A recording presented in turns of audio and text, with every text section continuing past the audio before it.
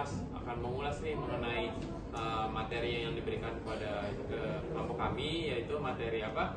Pemilu pertama di tahun 1955.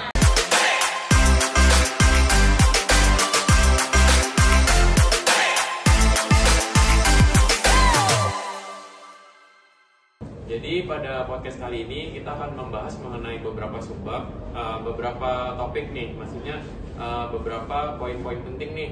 Kayak contohnya misalnya dari pengertiannya sendiri, latar belakang, dasar hukum, badan penyelenggara, dan tokoh. Dan juga nanti kita akan bakal singgung mengenai definisi presiden nih, karena peristiwa itu kan terjadi mendekati dengan peristiwa pemilu di tahun 55. Nah, sebelum kita ke videonya, kita perkenalan dulu kali ya dari kelompok kedua. Jadi ada saya sendiri, yaitu Vincent Alexander selaku moderator. Saya Safana Rizka Yuwari. Saya Dewi Rohmadani Putri. Saya Najwa Aflah. Saya Jazawa. Saya Muhammad Riyadi. Saya Muhammad Riyadi. Oke, lanjut, langsung aja kita ke videonya. Oke, yang pertama di sini kita akan bahas nih mengenai pemilu tahun 55. Kita kan pasti mungkin masih asing ya pemilu 55 itu apa. Jadi kita akan mendalami di video kali ini. Dan yang pertama aku ini bakal menjelaskan mengenai pengertian pemilu tahun 55 nih. Jadi yang saya tahu bahwa pemilu tahun 55 itu merupakan pemilu pertama di Indonesia, karena pemilu ini menjadi tonggak sejarah bangsa Indonesia dalam pemilihan umum anggota DPR dan konstituante gitu. Jadi pemilu ini terjadi pada tahun 1955, lalu dilaksanakan pada masa kabinet Burhanuddin Harahap, yaitu seorang politikus atau perdana menteri yang menjabat sebagai perdana menteri di kabinetnya Burhanuddin Harahap gitu. Terus selanjutnya pemilihan umum ini dilaksanakan pada masa Indonesia ini kurang kondusif gitu. Jadi huru-hara ya. Banyak pemberontakan, banyak huru-hara. Contohnya itu pemberontakan DITI. Jadi pemilu ini terjadi pada saat DITI itu lagi berlangsung gitu. Ditambah pemilu ini jadi pemilu pertama gitu kan. Ditambah ada latar belakangnya bahwa pemilu ini terjadi pada masa Indonesia kurang aman gitu. Dan juga pemilu ini dilaksanakan secara 2 kali gitu. Yang saya tahu bahwa pemilu ini dilaksanakan secara 2 kali. Yang pertama itu untuk memilih anggota konstituante, yang kedua itu untuk memilih anggota DPR. Jadi dilaksanakan secara 2 kali dan beda tanggal serta kalau salah beda bulan gitu.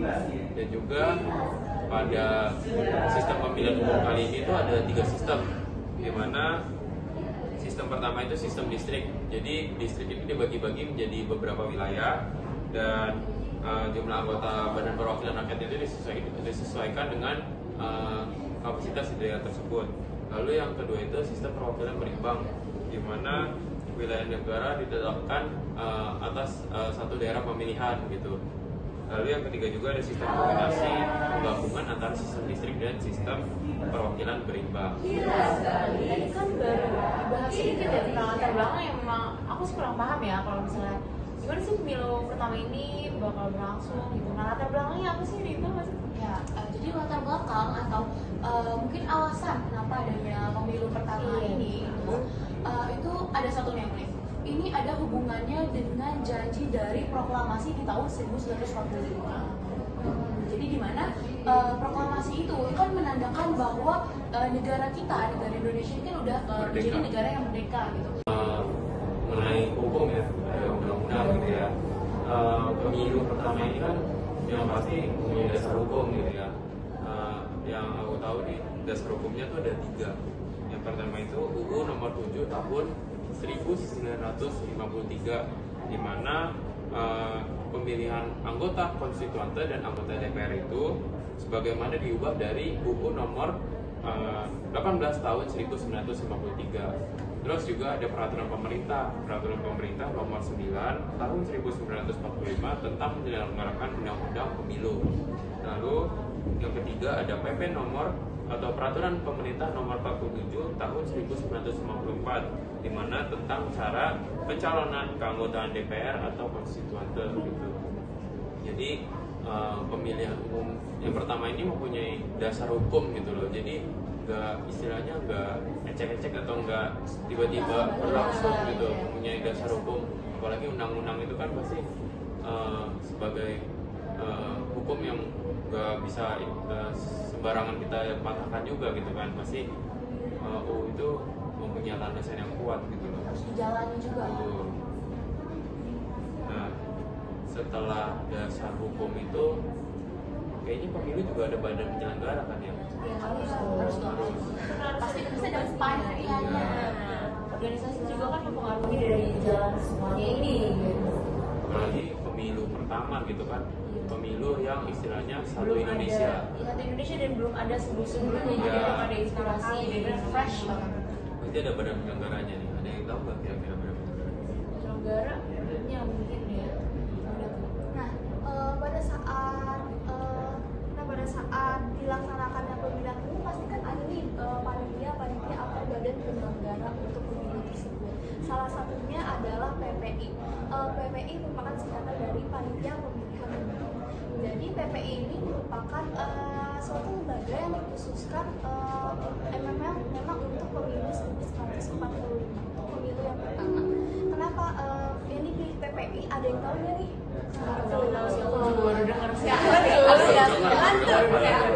Kenapa dipilih PPI? Karena pada masa itu Indonesia itu belum memiliki badan penyelenggara pemilu yang bersifat tetap atau permanen seperti Komisi Pemilihan Umum yang sekarang. Lalu badan penyelenggara kedua adalah panitia pemilihan. Nah, panitia pemilihan ini dibentuk di setiap daerah yang bertugas untuk membantu atau menyelenggarakan pemilu dari awal hingga akhir. Lalu panitia pemilihan ini untuk susunan anggotanya sekurang-kurangnya berjumlah 5 orang, dan sebanyak-banyaknya adalah 7 orang dengan jabatan masa kerja 4 tahun. Lalu yang ketiga, panitia pemilihan kabupaten. Nah, PPK ini dibentuk di setiap kabupaten oleh Menteri Dalam Negeri yang bertujuan untuk membantu panitia pemilihan untuk dalam memilih pemilihan calon anggota konstituante dan anggota DPR. Lalu yang terakhir, panitia pemungutan suara atau PPS.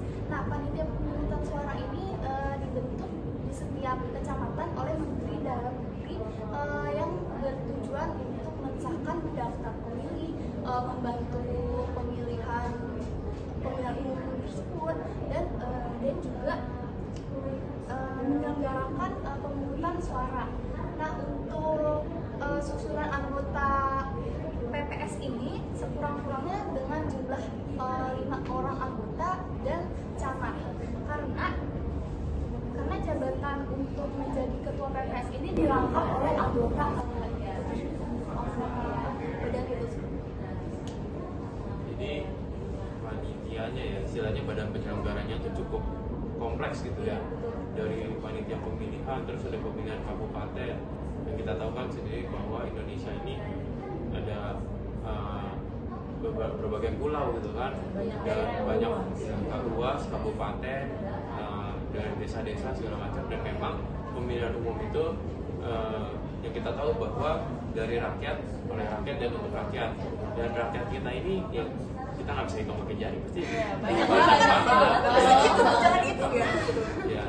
Dan panitianya juga pemilu pertama loh, udah sekompleks ini. Dan kalau sekarang kan kita tahunya bahwa yang menyelenggarakan itu kan KPU dan ya, KPU dan kalau TPS untuk tempatnya kan, KPU untuk badan penyelenggaranya.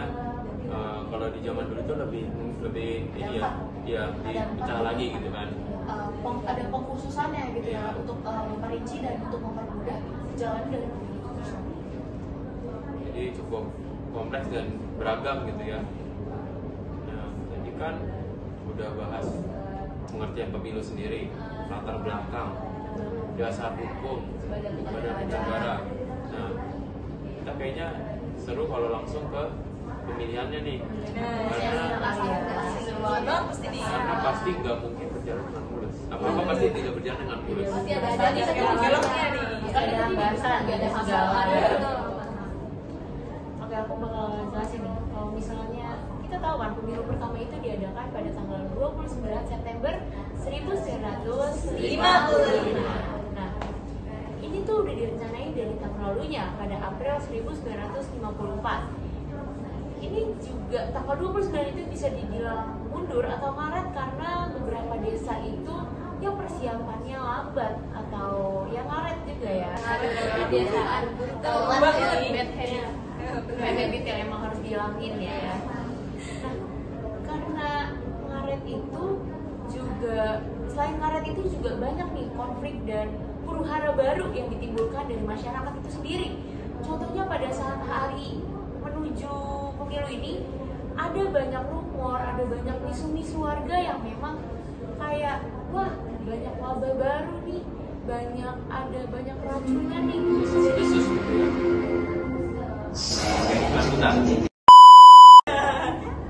Lanjut. Oke, kita lanjut lagi ya. Kan tadi udah sampai rumah-rumah warga yang memang udah menyebar gitu.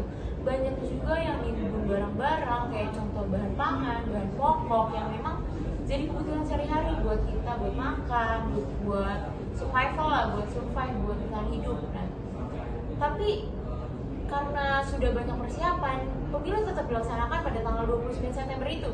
Dan tanpa disangka-sangka juga berjalan damai gitu, biasa aja. Bahkan antusiasme dari warga itu sendiri itu tinggi, besar. Bahkan kalau dari bukti jam 7 pagi itu katanya warga itu udah ngantri buat nyerahin suaranya. Udah excited banget, udah hektik nih.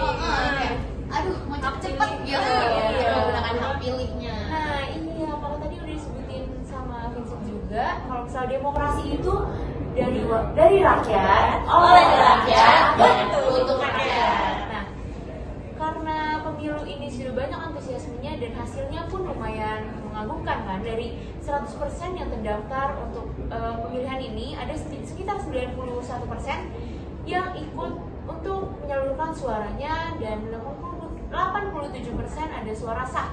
Sisanya kemana sih? Dan ini tuh alasannya karena persiapan atau perencanaan pemilu ini kan dari 1 tahun sebelumnya, dari tahun lalunya. Banyak juga karena kita nggak tahu ya umur ya, banyak juga yang meninggal, mungkin banyak juga yang mungkin udah kayak udah nggak ngehirauin dari pemilu ini gitu. Istilahnya golput lah ya. Iya, Catatannya itu masih pakai catatan yang tahun lalu. Nah banyak juga yang golput nih. Tapi dari banyaknya hambatan, dari banyaknya drama yang terjadi, tapi demokrasi ini juga termasuk dari demokrasi terbesar dan pertama di Indonesia yang merupakan jadi simbol sejarah pemilu pertama di tahun 1955 ini, juga demokrasi yang besar gitu. Banyak juga antusias warga yang disebutkan tadi nih. Jadi dari pemilihan tadi tuh kita tahu bahwa yang tadi kita udah bahas dari pertama kan latar belakang, yang paling penting ada 2 tadi, dasar hukum dan badan penyelenggaranya. Yang kita tahu bahwa dengan adanya dasar hukum ada yang mengatur, ditambah ada yang mengatur pada saat pelaksanaannya. Ternyata ada juga hambatan-hambatan yang kayak tadi Aira bilang, ada provokator. Pasti di setiap pemilu ada provokatornya deh. Di setiap paslon tuh ada yang mengompori gitu kan. Dan uniknya meskipun ini tuh ada rumor-rumor gitu, ada banyak permasalahan, ternyata pemilu ini tuh menjadi salah satu pemilu terbersih di Indonesia selama ini gitu. Karena belum ada serangan fajar dan Belum ada dinasti politik. Iya. Iya, benar-benar masih bersih. Mungkin karena masih fresh, baru pertama kali gitu. Suara sahnya pun banyak ya, Masuk kayak tahun 2024. Lagi surat, golput, baik ya,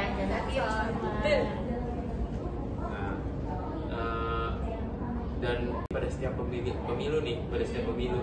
Kalau aku yang nungguin banget nih, nungguin hasilnya. Akhirnya ya. Namanya juga nungguin. Kalau di TV itu apa namanya? Hasil perhitungan suaranya yang biasa di bawah Iya, di TV bawah One sini, atau persen-persen. Apa ya namanya?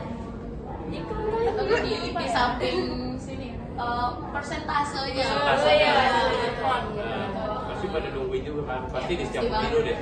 Itu Pemilu pasti 2019, 2024. Itu pantengin banget TV itu kayak wah naik 1% itu mempengaruhi dari Jadi bisa loncat-loncat ya. Nah, di pembahasan selanjutnya kita bakal bahas mengenai hasil pemilihan ini. Oh iya, tadi kan ketransparansi dari suara kan juga kita perlu tahu kan. Oke, jadi hasil pemilihan umum 1155 ini.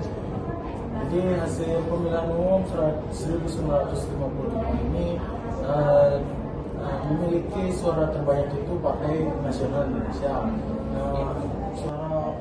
Suara terbanyak kedua itu Partai Masyumi, yang ketiga itu Partai Nahdlatul Ulama atau NU, yang keempat itu Partai Komunis Indonesia. Jadi dari dua pemilihan umum ini selisihnya itu nggak banyak, sekitar 2% saja. Tipis-tipis gitu ya. Iya, tipis. Tuh, sengit pasti sengit. Berantem aja ya, kayak berantem. Tuh, tadi dibilang April 2% dan 2% itu ternyata mempengaruhi banget loh. Itu angka kecil tapi itu sangat berpengaruh dalam kekuasaan di Indonesia ini. Suara kalian juga berpengaruh gitu. Jadi kalau pemilu jangan sampai golput. Iya. Bahkan kalau ya Menentukan masa depan bangsa. terus Dan jangan sampai salah pilih. harus cek latar belakang yang mencalonkan dia. Gara-gara program makan siang gerak. Aduh, gitu.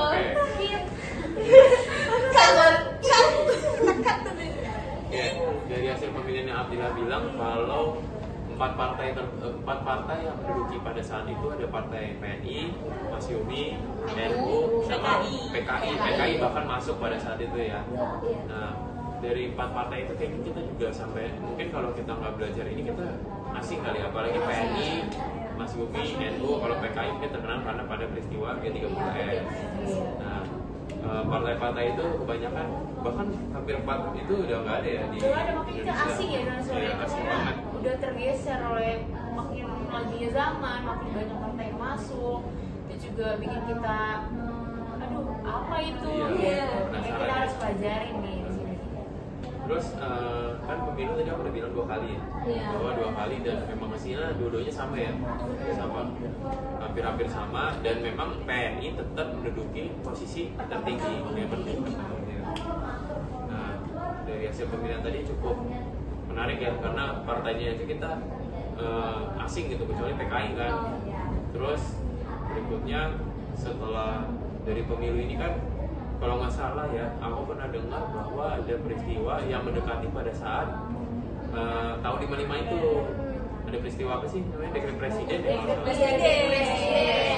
Banyak juga tuh yang terjadi ya setelah walaupun pemilu pertama udah selesai ternyata belum selesai nih.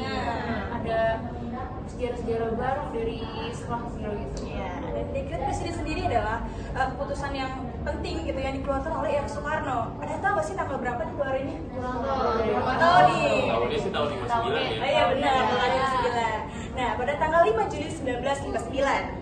Nah, dekret ini juga nih memberi dampak besar bagi bangsa Indonesia, terutama pada sejarah bangsa Indonesia di bidang politik dan hukum. Nah, dekret ini juga menandai nih adanya pembubarannya demokrasi liberal dan digantikan oleh demokrasi terpimpin yang dipilih oleh R. Soekarno. Ada yang tahu sih isi dekret presiden itu apa aja? Ada berapa nih? Ada berapa? Ada 5 mungkin. Salah, kebanyakan. Ada 3. Ada 3. Yang pertama itu ada pembubaran konstituante. Nah, seperti yang kita tahu, konstituante adalah lembaga yang untuk merancang dan merumuskan undang-undang dasar yang baru. Nah, dibubarkannya itu karena ada ketidakadilan politik dan adanya tidak sesuai lah dengan bangsa Indonesia ini. Nah, yang kedua itu ada kembalinya Undang-Undang Dasar 1945. Nah, UUD 1945 ini kembali apa ya? Kembali diperlakukan diperlakukan di lagi. Indonesia ini karena emang ternyata UUD 1945 ini yang paling cocok buat bahasa Indonesia. Nah yang ketiga ini ada pembentukan Majelis Permusyawaratan Rakyat Sementara dan Dewan Perwakilan Agung Sementara atau DPAS, di mana dia tuh bertujuan untuk melakukan apa ya? Tugas-tugas lembaga negara di Indonesia. Dari dekret presiden ini kan kita tadi yang poin nomor 1 membubarkan Dewan Konstituante, dan di mana pada pemilu tahun 1995 atau pemilu pertama itu kan dipilih, tapi mungkin karena jelang 4 tahun presiden juga merasa dengan adanya konstituante ini kurang efektif. Sekarang ditambah tadi yang poin nomor 2 kembali lagi UUD 45. Kemarin kan kita PKN udah belajar 3 jenis UUD, 3 jenis undang-undang yang dipakai di Indonesia. Nah, yang pertama itu kan UUD 45, lalu UUD RIS, dan yang ketiga UUDS 40 atau Undang-Undang Sementara tahun 50. Cuma mungkin dari ketiga itu paling cocok sesuai dengan tujuan negara dan dasar negara UUD 45. Makanya mungkin balik lagi ya. Terus yang ketiga juga dibahas bahwa pembentukan MPR sementara dan DPAS ya, yang mungkin pada saat itu dibentuknya itu karena dengan dibubarkan Dewan Konstituante, presiden ingin ada yang menjalankan tugas-tugasnya di masa lembaga tinggi negara gitu kan, presiden yang pengen dijalankan gitu. Nah, setelah dari dekret presiden, mulai dari pemilu tahun 55 sampai dekret presiden, tadi kan cuma beberapa nih yang kita singgung hanya tokoh-tokohnya, dimulai dari Burhanuddin Harahap, terus R. Soekarno, terus udah gitu beberapa tokoh-tokoh yang belum disebutkan semuanya ya. Ada yang tahu kan nih kira-kira? Jadi tokoh-tokoh dari pemilu yang penting ini di 1955 itu ada 7 tokoh. Yang pertama itu ada I.R. Soekarno. Dari mana I.R. Soekarno meskipun ia tidak secara langsung menjadi peserta pemilu politik pada saat itu, I.R. Soekarno sebagai presiden ia sangat berperan penting dalam pelaksanaan pemilu ini. Dari mana dia itu mendukung penuh dalam pemilu. Yang kedua itu ada Muhammad Hatta. Nah, Muhammad Hatta ini sebagai wakil presiden, dari mana dia juga sama seperti I.R. Soekarno mendukung penuh dalam pelaksanaan pemilu untuk menjadikan demokrasi. Yang ketiga itu ada Sultan Syahrir, yang mana Sultan Syahrir ini adalah tokoh nasionalis dan pemimpin Partai Sosialisasi Indonesia atau bisa disebut PSI. Dia salah satu tokoh pemilu yang aktif dalam partai pemilu. Yang keempat itu ada Muhammad Nasir, di mana dia adalah ketua umum partai Masyumi. Dia merupakan salah satu tokoh Islam terkemuka, di mana dia adalah salah satu pesaing utama dari I.R. Soekarno. Yang kelima itu adalah Tan Malaka, di mana Tan Malaka meninggal sebelum pemilu, tetapi meskipun ia meninggal sebelum pemilu, ide-ide dan pemikirannya tentang nasionalisasi atau sosialisasinya itu dipakai oleh partai politik yang ikut serta dalam pemilu. Yang keenam itu ada Ali Sahid Abdullah. Itu ia sebagai perdana menteri pada saat itu untuk memimpin pelaksanaan pemilu. Yang ketujuh itu ada Burhanuddin Harahap yang tadi disinggung. Ia melanjutkan tugas dari Ali Sastromijoyo dari Sastromijoyo ini sebagai menggantikan Sastromijoyo sebagai perdana menteri gitu, dan melakukan pelaksanaan untuk pemilu. Jadi Burhanuddin Harahap ini merupakan salah satu tokoh penting gitu ya. Tadi juga disebutkan beberapa, ada ternyata yang kita tidak sama-sama, ada Muhammad Hatta juga sebagai wakil presiden. Terus juga ada Tan Malaka, terus Sultan Syahrir, ada Muhammad Nasir. Jadi cukup ya banyak lah ya tokoh-tokoh yang berperan penting dalam pemilu ini gitu. Dan dekret presiden kan khususnya Presiden Soekarno yang mencetuskan dan mengeluarkan dekret presiden gitu. Nah, jadi kan kita udah banyak bahas nih, banyak banget mulai dari latar belakang, dasar hukum, badan negara segala macam sampai dekret presiden. Nah, dan dari situ kita juga udah banyak belajar gitu ya, udah ternyata tidak sangka-sangka ternyata ada panitianya yang cukup banyak, kompleks gitu loh. Ditambah ternyata punya dasar hukum, terus ada berbagai sistem. Ternyata dari pemilu ini tuh yang sebelumnya aku pikir bahwa pemilu ini tuh ya udah pemilu pertama, apa-apa pasti kayak misal acara pertama mungkin belum se-prepare itu dan se-kompleks itu, tapi ternyata dari pemilu ini kita belajar bahwa ternyata pemilu ini juga berjalan dengan lancar gitu, meskipun ada berbagai hambatan sedikit-sedikit tetapi bisa berjalan dengan lancar gitu. Persiapan itu penting ya buat semuanya. Dan kita udah banyak bahas ya materinya. Semuanya udah kita ulik nih. Fakta-faktanya gitu ya. Fakta menarik gitu kan. Dengan masa lalu dan masa yang akan datang seperti dekret presiden tadi itu, dan masih juga tentunya masih sangat berhubungan erat lah dalam membangun suatu susunan kenegaraan Indonesia yang utuh. Apalagi pada masa itu kan Indonesia baru banget yang namanya merdeka. Kita juga selain bentuk pemilu itu kita juga memang butuh waktu yang lama untuk membangun negara supaya bisa menjadi negara kesatuan yang kokoh. Ya, negara yang istilahnya punya tatanan kenegaraan yang baik gitu ya. Untuk dari kami dari kelompok 2 ingin mohon maaf bila ada kekurangan. Semoga bermanfaat. Terima kasih. Assalamualaikum warahmatullahi wabarakatuh. Dadah.